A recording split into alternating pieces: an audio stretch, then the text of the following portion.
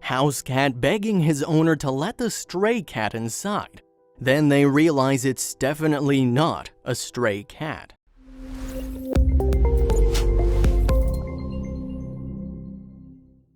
She took a double take at her cat. Now she knew why he'd been making such a racket.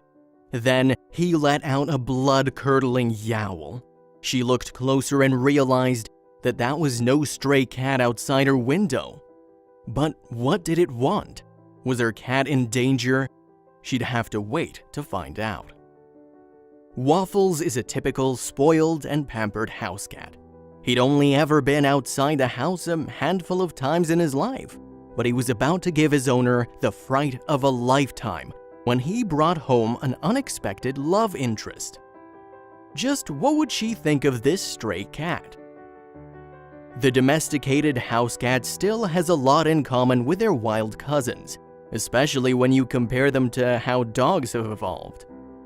Most cats still have the pleasure of going where they will, when they will, and most importantly, they see who they want to see.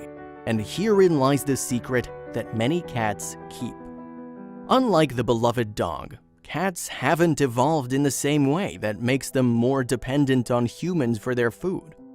They remain very much in control of their own lives, and perhaps that is what brings us the most joy, that the humble house cat chose us, even though we didn't breed them to do so.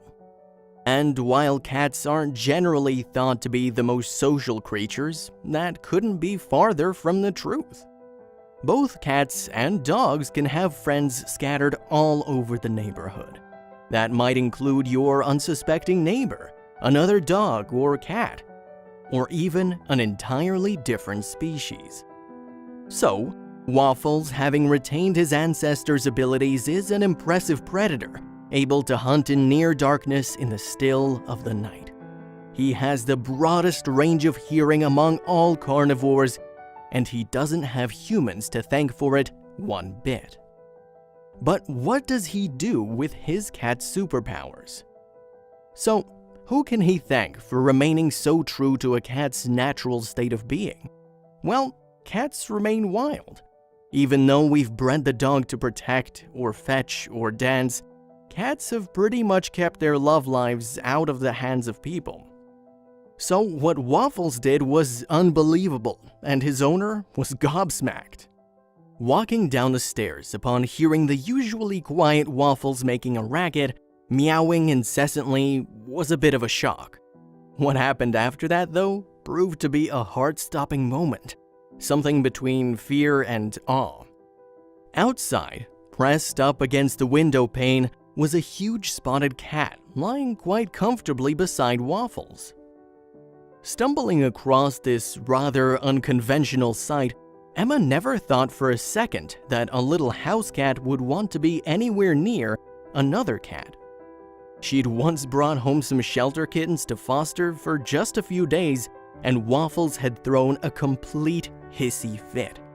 But here he was, having the time of his life, purring and chatting up his new friend. Soon he'd want to meet face to face. But Emma wasn't at all sure about that being a good idea. She knew that cats could be all peaches and cream one moment, and then hissing and spitting the next. People didn't call it a cat fight for nothing. The last thing she wanted was for Waffles to get hurt.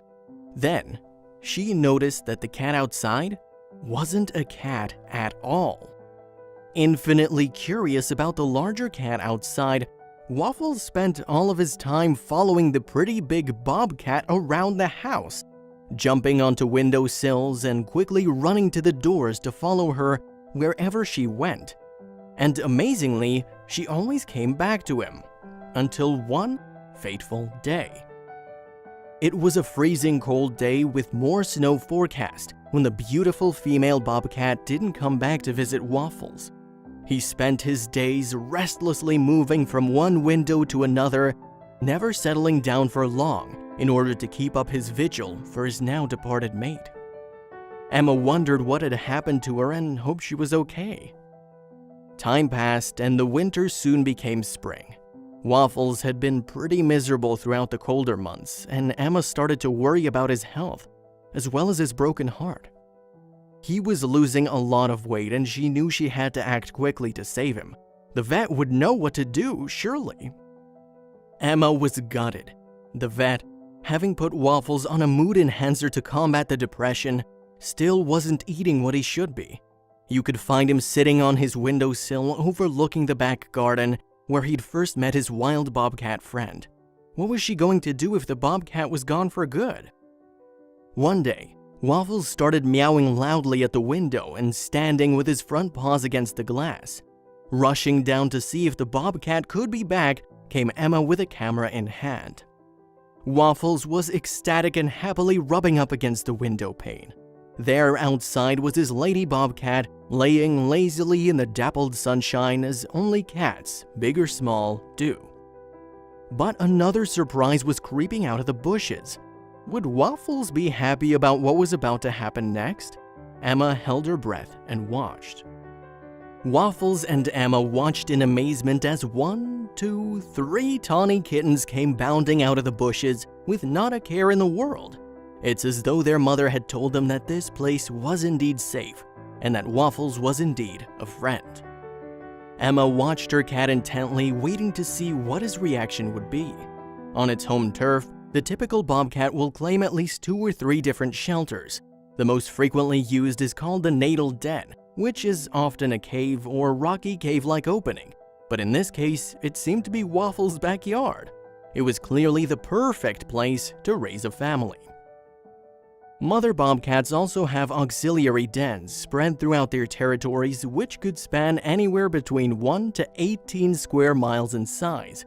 She could move her babies from one den to another as often as she needed to keep other predators off the scent of her little ones. Emma was a little proud to be able to offer such good accommodation. Emma was thrilled that the lady bobcat was back, and even more so that Waffles was so back to his old self again. He seemed more than happy to have 3 extra wild friends to watch grow up, and who could blame him? They were the cutest baby bobcats Emma had ever seen, although that mainly involved what she'd watched on TV documentaries. Emma was initially concerned that Waffles would still want to get out and actually meet the big wildcat face to face, but he seemed more than content to lie pressed against the window pane and live vicariously through his wild family. Being chosen by wildlife is an honor many people don't receive. Emma realized this through her domesticated house cat and his love of this potentially dangerous creature. Luckily, Emma realizes that Waffles, as much as he loves the bobcat, is not prepared to deal with such strength, so he will remain inside, and they both can watch the family grow up and thrive.